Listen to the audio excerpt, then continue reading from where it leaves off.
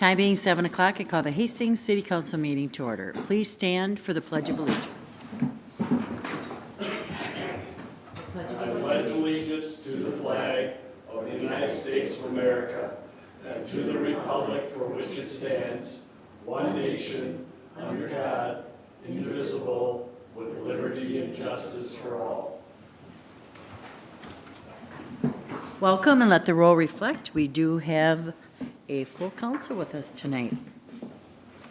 Tonight, we will be reading a proclamation recognizing Public Works Senior Operator Joe Birk's service to the city of Hastings. Joe has worked for the Public Works Department for 29 years. Councilmember Pembo, would you start the proclamation, Certainly. please? Whereas Joe Birk is retiring February 28, 2025. And whereas he has served the city of Hastings for 28 years and 11 months. And whereas Joe's service to the community has always gone above and beyond. And whereas Joe's leadership within the department and expertise on all things public works, especially streets, has been invaluable. And whereas Joe Birk's willingness to teach others and improve operations have shaped the department for years to come. And whereas Joe's commitment to quality has set the standard and expectation of operations. And whereas Joe has built our in-house paving program and the leader for snow plowing, mowing, and street and sewer maintenance. And whereas Joe always had a solution, even in times of emergencies. And whereas Joe's presence, most of all, will be missed. Therefore, be it resolved, the Hastings City Council hereby recognizes Joe Birk for his dedication and commitment to the city of Hastings. Thank you, Joe.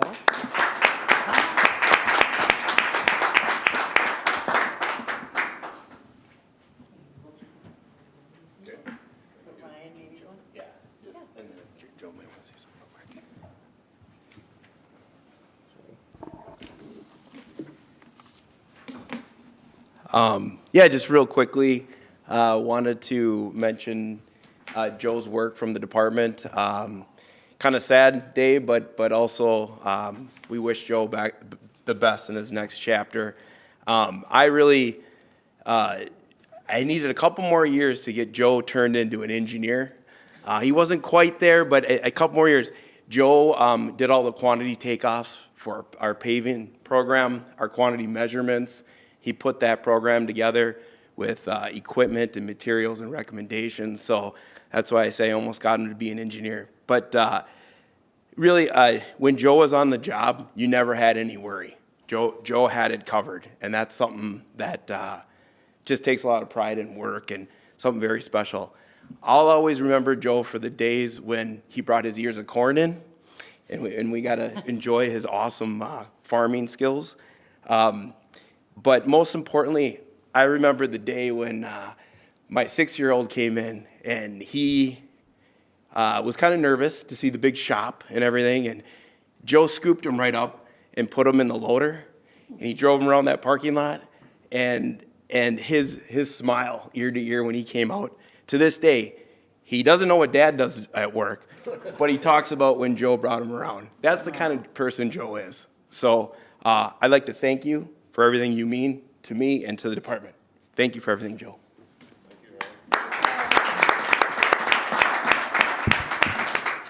I just want to say a few words. Council members, Mayor Mary, Dan, Kelly.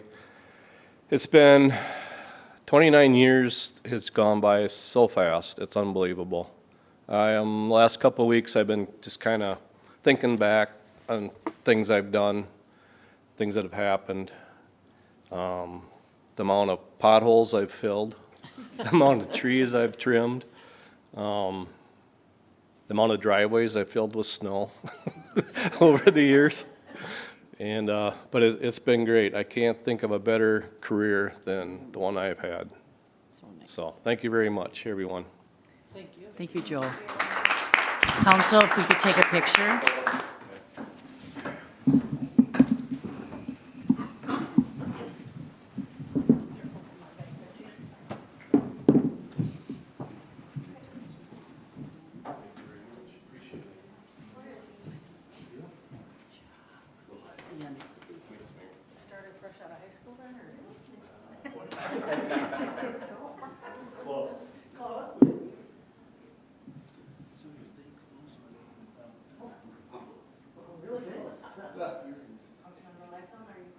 I'm very comfortable, thank you. Okay, here we go. 3, 2, 1. Again, 3, 2, 1.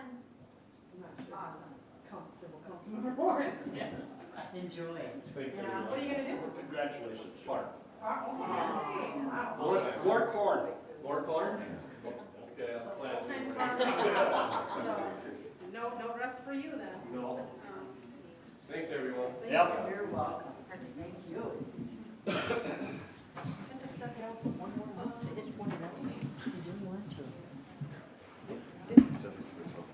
I wanted to go another year for 30. Right. What's another 13 months?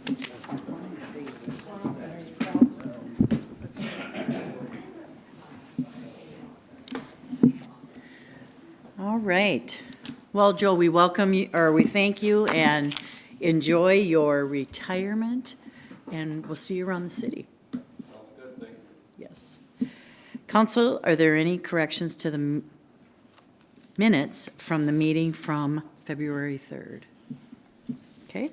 Comments from the audience? Anyone wish to speak to the, no one on Zoom and no one in the audience? All right. Council members, are there any items to be considered?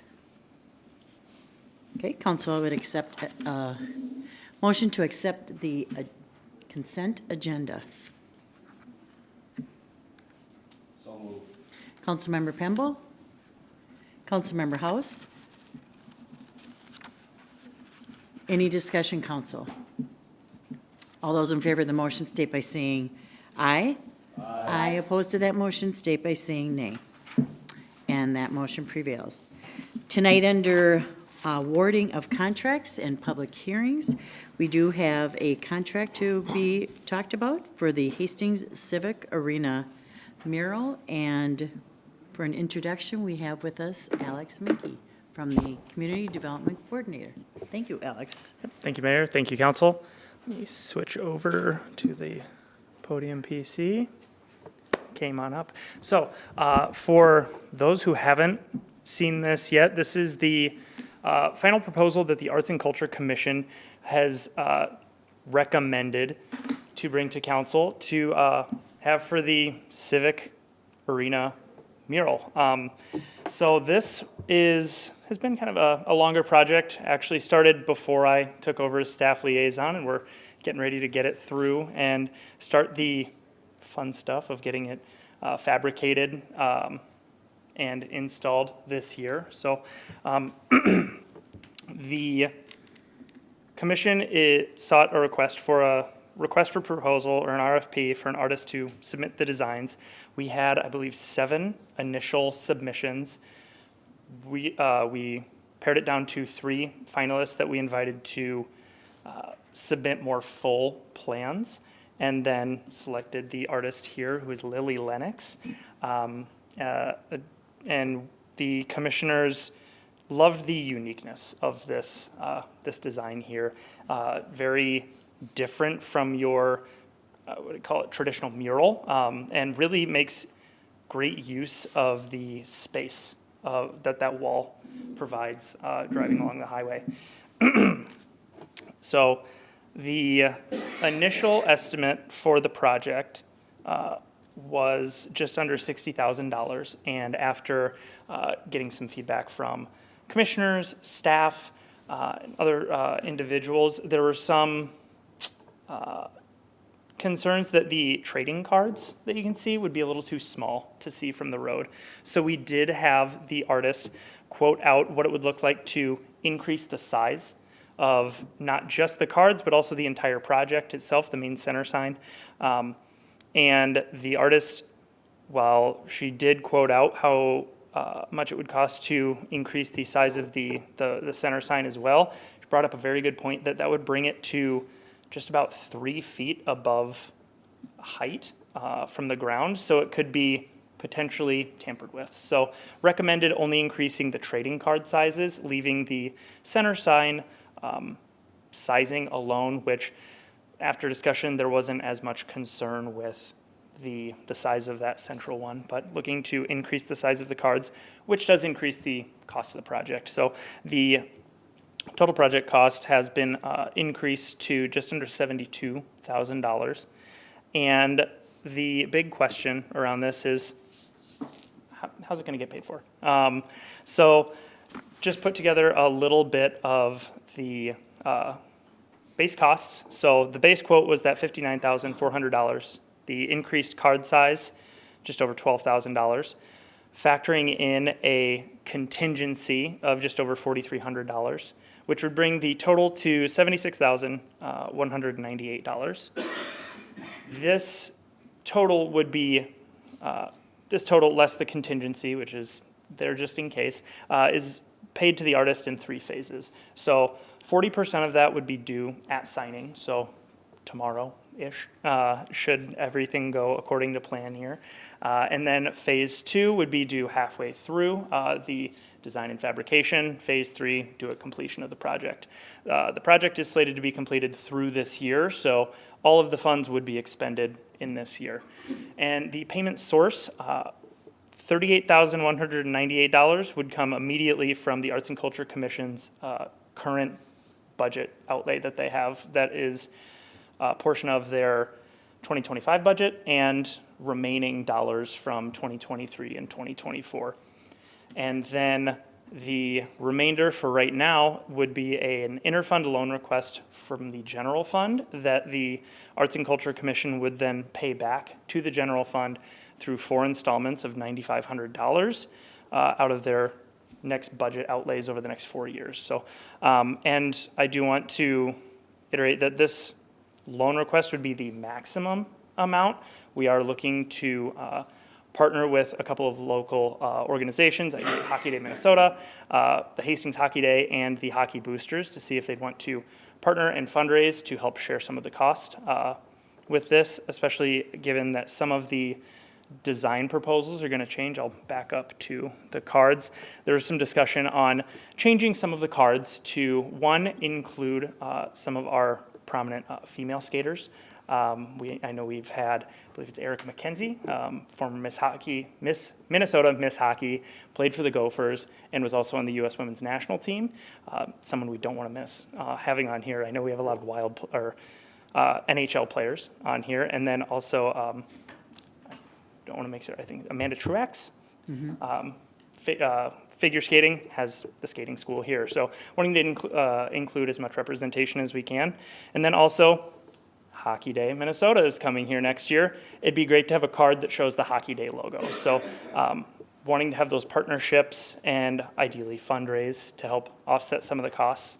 So that maximum general fund loan is anything that we can fundraise will come off the top of that general fund loan so we can get that paid back as soon as possible. I believe that's all I have from a prepared slide. I'm happy to stand for any questions that mayor or council might have. Thank you, Alex. Well, this is very exciting for our community, just to bring beauty to that side of our town anyway, and then just to have it visibly on our ice arena will be, I think, just wonderful. So thanks to the Arts Commission for all their help, and we're hopeful that people will step up and maybe want to help sponsor with that. So. Council, any other discussion? Councilmember Lightfoot. Real quick, just for anyone who's watching, the breezers are blue, right? The breezers? The breezers on the skater. To me, at my Yes. vision, I they believe- looked black. Yeah, it's blue and gold. Okay. To me, they looked black. I just needed to make sure they're blue. I believe so. You're asking the wrong individual. I am Okay. partially colorblind, and so Then let's have any someone else double color-related check. questions, I will refer Blue to and gold. arts folks. Alex, let's have somebody else double check the, Yeah, absolutely. The It picture. hasn't been an issue that's gotten brought up in discussion, but we will make sure.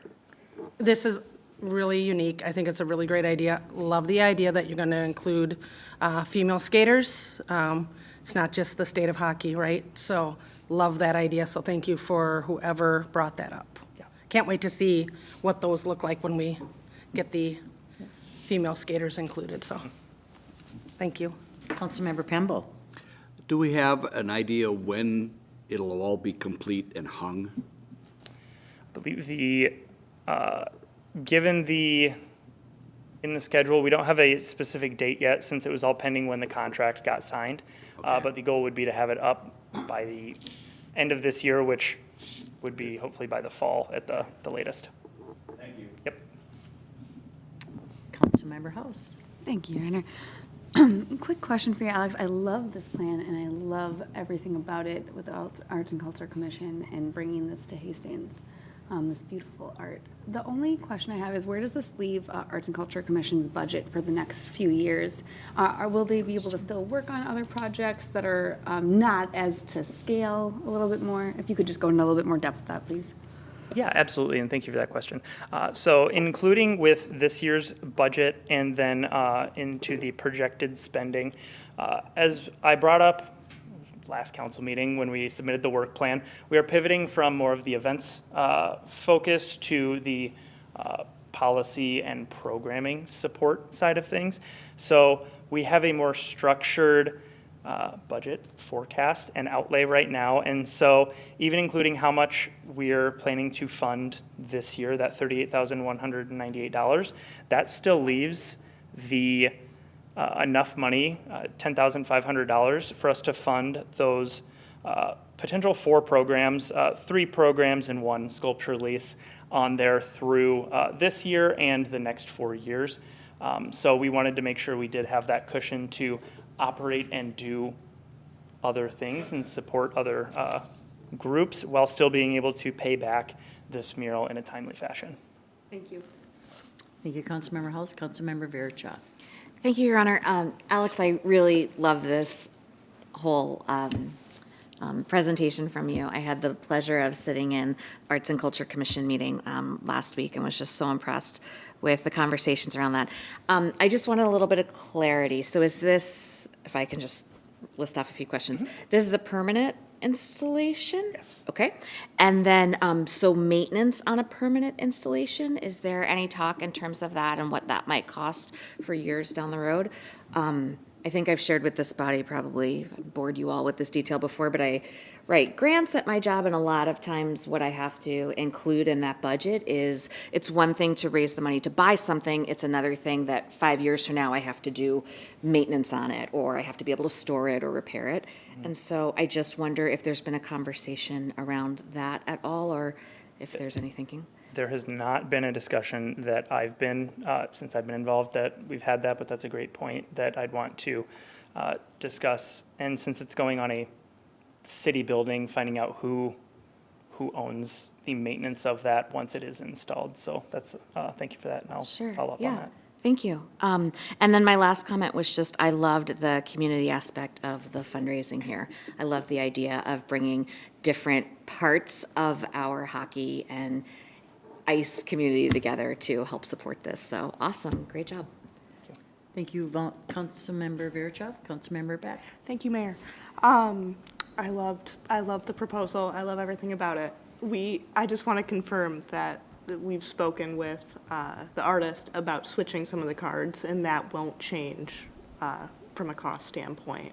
Yep, I've been in contact with the artist Lily and submitted the proposed design changes. That's already factored into their quote, is continued design finalization, stuff like that. They also have contingency baked into their proposal as well. The additional contingency is just a secondary backup in case something else comes up. So we do feel confident in this shouldn't add anything else to the cost of like the design work. Yeah, thank you. Thank you. Thank you, Councilmember Beck. All right, Council, I would accept a motion. This is for the authorization for the signature of the professional service agreements. Councilmember Pembo. I move that proposal go ahead, and I think it's going to be great for that end of town and be able to see people driving by and see something that really represents Hastings. Thank you. Thank you, Councilmember Pembo, and Councilmember Lawrence seconds it. Any other new discussion, Council? All those in favor of the motion state by saying aye. Aye. Opposed to that motion state by saying nay. Secondly, Council, we need an authorization for the disbursement of the interfund loan. Councilmember House first and Councilmember Verichoff second. Any discussion, council? All those in favor of the motion state by saying aye. Aye. Opposed to that motion state by saying nay. And that motion prevails. Thank you, council. Tonight, under administration, we have a first reading for the ordinance amendments. And for this item, we will have an introduction by Assistant City Administrator Kelly Murtaugh. Thank you, Kelly. Welcome. Thank you, Mayor. Just switch documents here quickly.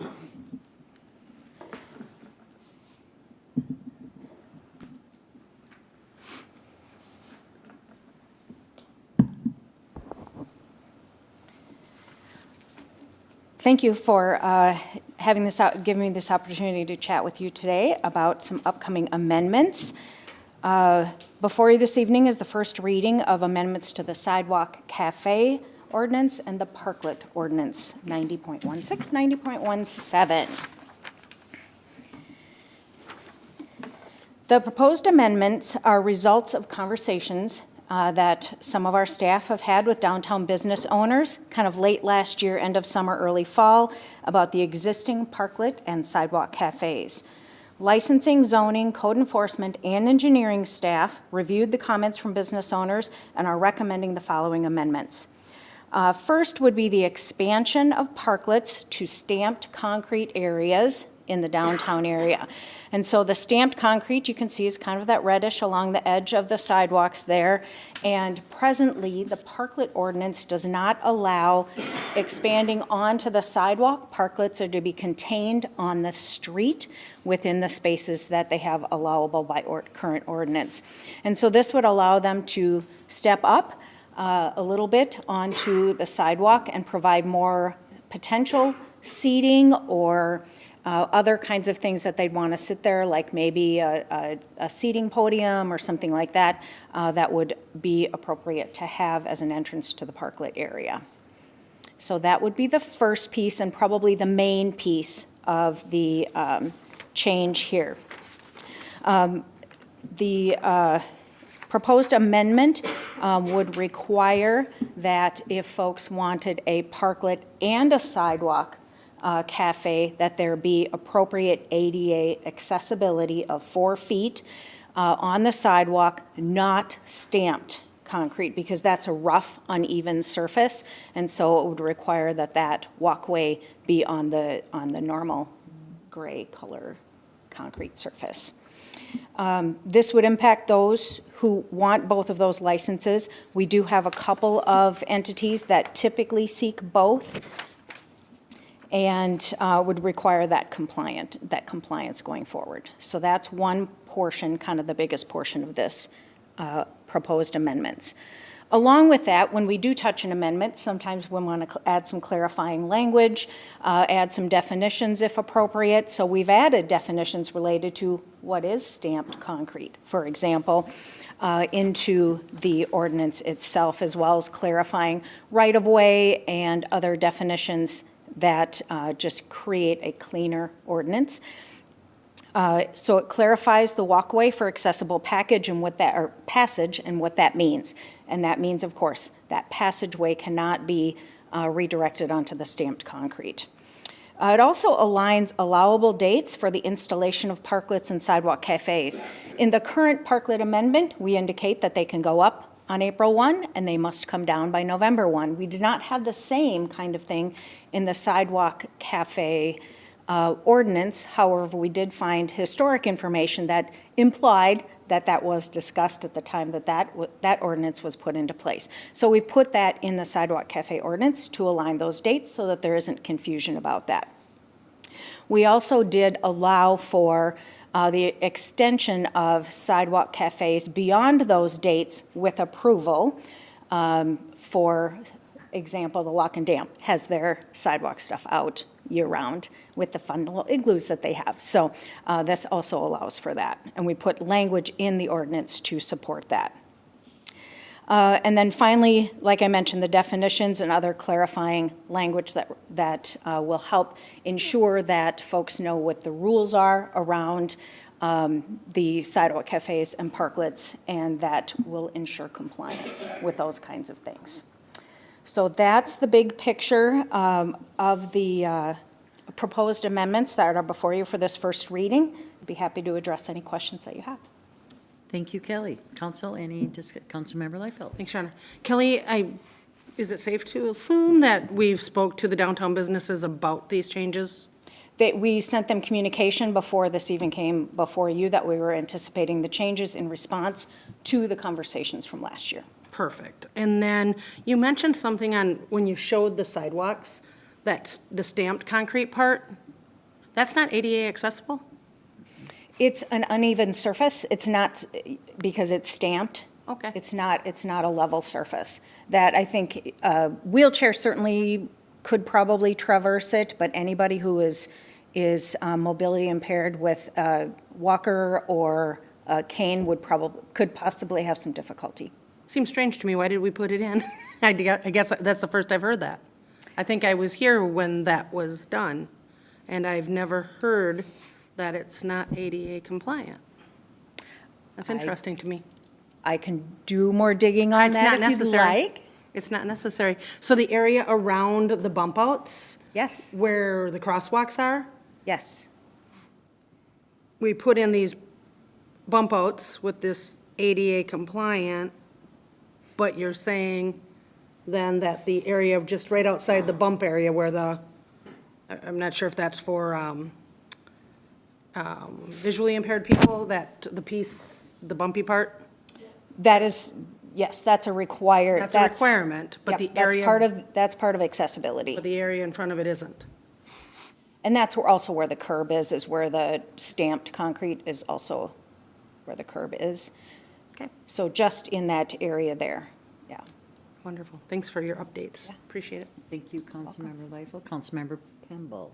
Kelly, the question I posed there is that when we're using the stamped portion of the sidewalk as part of the parklet, do we need to have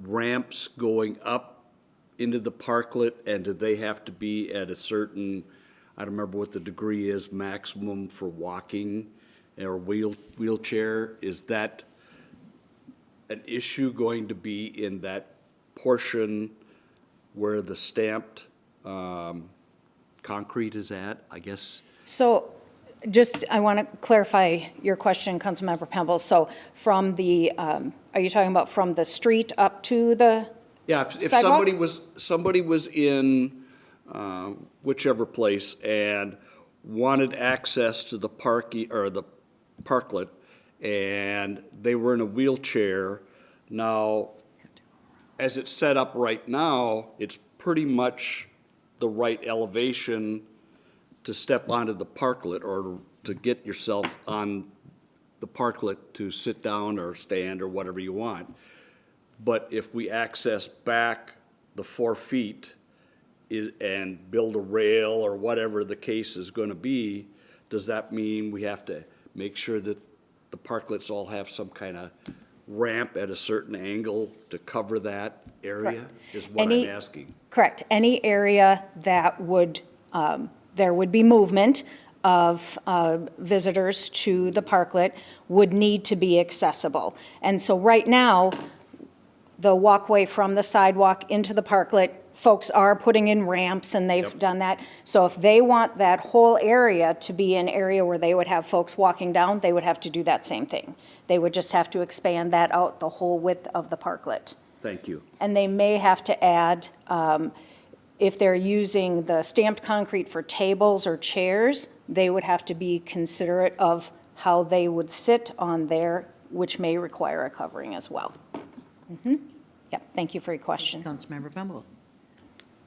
Any other discussion, Council? Okay, if not, I would accept an motion. Councilmember Liefeld? I'll make a motion to consider the first reading for the amendments to the Sidewalk Cafe and regarding parklets. Thank you, Councilmember Liefeld. And a second by Councilmember House. Further discussion, Council? All those in favor of the motion state by saying aye. Aye. Opposed to that motion state by saying nay. And that motion prevails. Thank you, Kelly.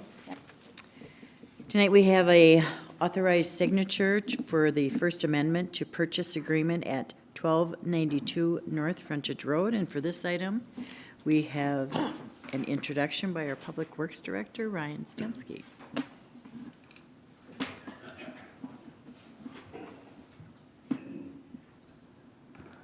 All right, well, it was under administration, so I was preparing Dan to do it, but no worries. I'll jump right in. Yeah, so for this item, we've been working on the purchase agreement for 1292 North Frontage Road, and through some of the environmental review, we've done an environmental phase 1, which recommended some further investigation. So we currently have scheduled work for the environmental site assessment for the phase 2. So we actually have to go out and get some soil boring, some vapor extraction on the property, define the extents of some petroleum spill of record on this site, so that when we overlay the design of the treatment plant with the contamination boundary, we can see what we're working with specifically. So that work, unfortunately, takes a little longer time to schedule a drill rig that has that capability. We're actually able to get it scheduled, I believe, February 20th, so a couple days.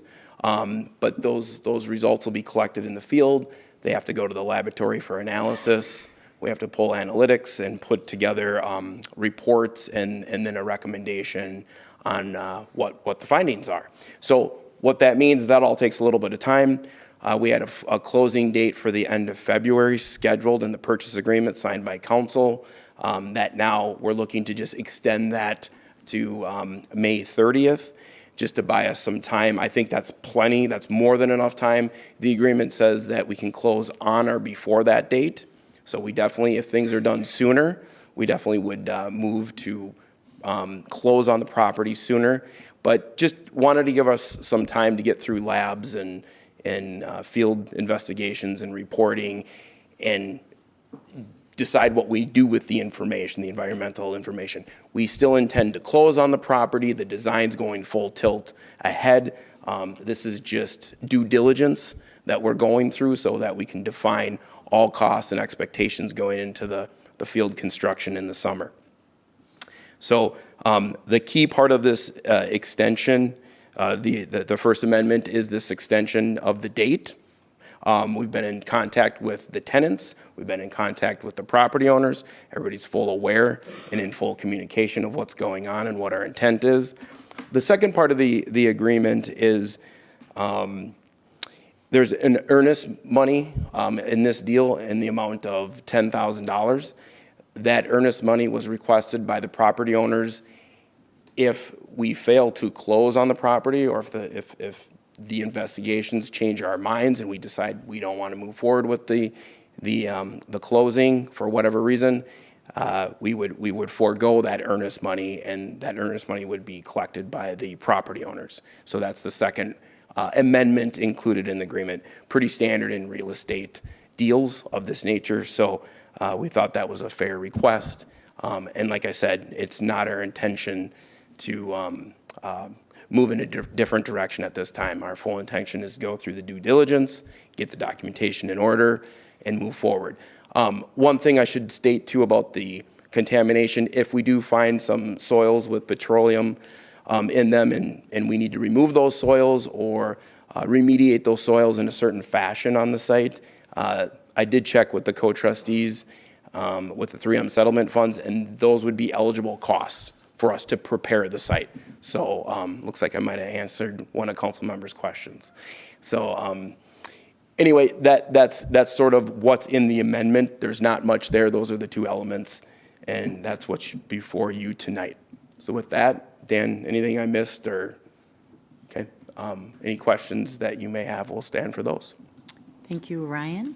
Councilmember Liefeld. Thank you, Your Honor. Ryan, just to confirm, you mentioned, so this is 1292 North Frontage Road, and you mentioned the tenants. So just to say out loud for people listening, the tenants of this particular space are Carboni's, the main tenant that everyone sees from out front. I just want to say that out loud. I know there's been some confusion in town about people thinking that we were purchasing the property to the east of that.